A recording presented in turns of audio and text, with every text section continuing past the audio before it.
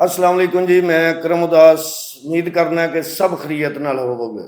अल्लाह ताला तुहाडे ते रहमत करे, रब मेहर करे। जिथे जिथे भी वसदे हो, प्रदेश च, देश च, जिथे जिथे पंजाबी समझण वाले, सब दी खैर मंगांगा, सब लई दुआ गोवां मैं।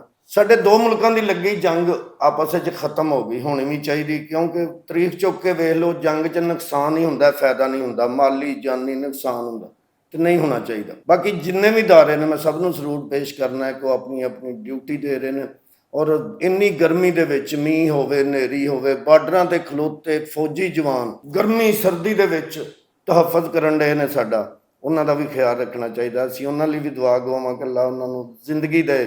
ਇਹ ਜੰਗ ਤੇ ਹੋ ਗਈ ਖਤਮ, ਲੇਕਿਨ ਸਾਡੇ ਪੰਜਾਬੀ ਭਰਾਵਾਂ ਦੀ ਪੰਜਾਬ 'ਚ ਲੱਗੀ ਜੰਗ, ਉਹਨਾਂ ਫਨਕਾਰ ਦੋਸਤਾਂ ਦੀ, ਕਲਾਕਾਰਾਂ ਦੀ, ਜਿਹੜੇ ਆਪਸ ਵਿੱਚ ਜੰਗ ਲੜੀ ਜਾ ਰਹੇ ਨੇ, ਲੜੀ ਜਾ ਰਹੇ ਨੇ, ਇਹ ਜੰਗ ਨੂੰ ਵਧਾਈ ਜਾ ਰਹੇ ਨੇ, ਜੰਗ ਨੂੰ ਖਤਮ ਨਹੀਂ ਕਰਨ ਡਏ। ਕੋਈ ਕਿਸੇ ਨੂੰ ਬੁਰਾ ਕਹਿਣ ਡਿਆ, ਕੋਈ ਕਿਸੇ ਨੂੰ ਬੁਰਾ ਕਹਿਣ ਡਿਆ, ਜਿਹਦਾ ਕਲਾਕਾਰੀ ਨਾਲ ਤਲਕ ਹੀ ਕੋਈ ਨਹੀਂ, ਉਹ ਵੀ ਉੱਠ ਕੇ ਗੱਲਾਂ ਕਰਨ ਡਿਆ। ਯਾਰ ਜਿੰਨਾ ਮਰਜ਼ੀ ਰੌਲਾ ਪਾ ਲਓ, ਜੋ ਮਰਜ਼ੀ ਕਰ ਲਓ, ਕਦੇ ਵੀ ਤੁਹਾਨੂੰ ਡੋਨਲਡ ਟਰੰਪ ਫੋਨ ਕਰਕੇ ਕਵੇ ਕਿ ਜੰਗ ਖਤਮ ਕਰ ਦਿਓ, ਇਹ ਝੂਠ ਹੈ। ਜੇ ਮੈਂ ਕਹਾਂ ਕਿ ਰੋਟੀ ਮੈਂ ਉਹਨਾਂ ਨੂੰ ਦਿੰਦਾ ਰਿਹਾ, ਇਹ ਵੀ ਝੂਠ ਹੈ। ਜੇ ਮੈਂ ਕਹਾਂ ਕਿ 15 ਫਿਲਮਾਂ ਮੈਂ ਸਾਈਨ ਕੀਤੀਆਂ ਨੇ, ਉਹਨਾਂ ਦੇ ਪੈਸੇ ਫੜੇ ਨੇ, ਇਹ ਵੀ ਝੂਠ ਹੈ। ਜੇ ਮੈਂ ਕਹਾਂ ਕਿ ਸਾਡੇ ਤੋਂ ਬਗੈਰ ਉਹਨਾਂ ਦੀਆਂ ਫਿਲਮਾਂ ਨਹੀਂ ਚੱਲਦੀਆਂ, ਇਹ ਵੀ ਝੂਠ ਹੈ। ਸਾਡੇ ਤੋਂ ਕੀ ਮਤਲਬ? ਜਾਂ ਤਾਂ ਮੈਂ ਕਹਾਂ ਕਿ ਮੇਰੇ ਤੋਂ ਬਗੈਰ ਨਹੀਂ ਚੱਲਦੀ। ਸਾਡੇ ਭਾਈ, ਮੈਂ ਜਦੋਂ ਪੁੱਛਿਆ ਹੀ ਨਹੀਂ ਕਿਸੇ ਨੂੰ ਕਿ ਭਾਈ ਮੈਂ ਬਿਆਨ ਦੇਣ ਲੱਗਾ ਦੇ ਦਾਂ, ਫਿਰ ਸਾਡੇ ਤੋਂ ਨਹੀਂ ਬਣਦਾ, ਇਹ ਵੀ ਝੂਠ ਹੈ। ਜੇ ਮੈਂ ਕਹਾਂ ਕਿ ਉਹਨਾਂ ਦੀਆਂ ਫਿਲਮਾਂ ਬਹੁਤ ਫਲਾਪ ਹੁੰਦੀਆਂ ਨੇ ਜਿਹਦੇ 'ਚ ਅਸੀਂ ਨਾ ਹੋਈਏ, ਇਹ ਵੀ ਝੂਠ ਹੈ।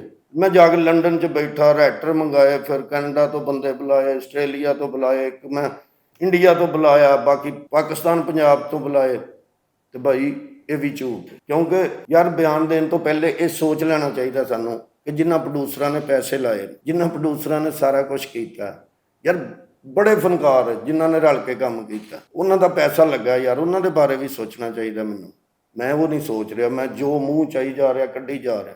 ਇਹ ਗੱਲ ਝੂਠ ਹੈ। ਝੂਠ ਜਿਹੜਾ ਨਾ ਜੀ, ਉਹਨੂੰ ਇੱਕ ਵਾਰੀ ਮੂੰਹ 'ਚੋਂ ਕੱਢ ਕੇ ਜਦੋਂ ਉਹਦੇ ਪਿੱਛੇ ਦੌੜ ਗਏ ਨਾ, ਉਹ ਫਿਰ ਝੂਠ ਫੜਿਆ ਨਹੀਂ ਜਾਂਦਾ, ਝੂਠ ਨਿਕਲ ਜਾਂਦਾ।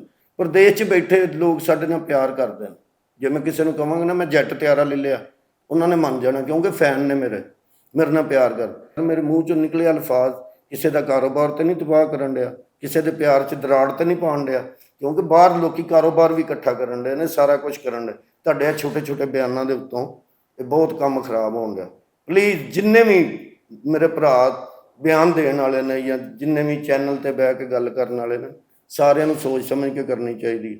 ਰਿਜ਼ਕ ਅੱਲਾ ਦੀ ਜ਼ਾਤ ਨੇ ਦੇਣਾ, ਨਸੀਬਾਂ 'ਚ ਹੈ ਤੇ ਖਾਣਾ ਇਕੱਠਿਆਂ, ਜੇ ਨਹੀਂ ਤਾਂ ਫਿਰ ਅਸੀਂ ਜੋ ਮਰਜ਼ੀ ਕਰ ਲਈਏ, ਲੇਕਿਨ ਇੰਨਾ ਕੁ ਕਰ ਦਈਏ ਕਿ ਕੱਲ੍ਹ ਨੂੰ ਇੱਕ ਦੂਜੇ ਨੂੰ ਮਿਲੀਏ ਤੇ ਸ਼ਰਮਿੰਦਗੀ ਨਾ ਹੋਵੇ।